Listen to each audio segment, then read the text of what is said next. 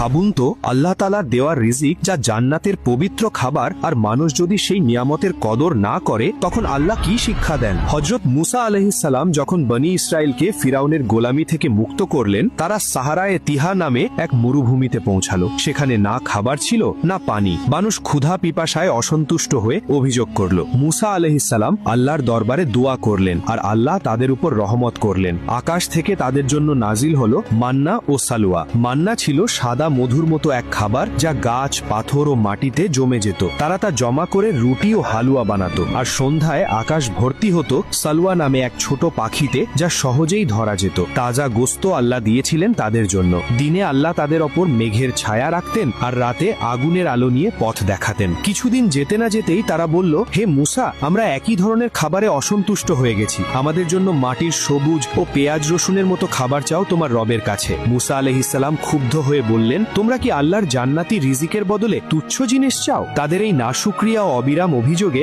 আল্লাহ তাদের উপর সাজা দিলেন। 40 বছর তারা সাহারায়ে তিহা মরুভূমিতে ঘুরে বেড়াবে। আল্লাহ তাদের পথ নির্দেশনা বদলে দিলেন। যত হাঁটুক বারবার একই জায়গায় ফিরে আসে। ছোট্ট এক মরুভূমি তাদের জন্য 40 বছরের যাত্রা হয়ে গেল। পুরনো প্রজন্ম সেই জায়গায় শেষ হলো, আর নতুন প্রজন্মকেই আল্লাহ অনুমতি দিলেন পবিত্র ভূমিতে প্রবেশের। এই শিক্ষা আমাদের জন্য এক স্মরণীয় বার্তা। আল্লাহর নিয়ামতের মূল্য যে বুঝল না, তার জন্য সারা জীবনও অপর্যাপ্ত হয়ে যায়।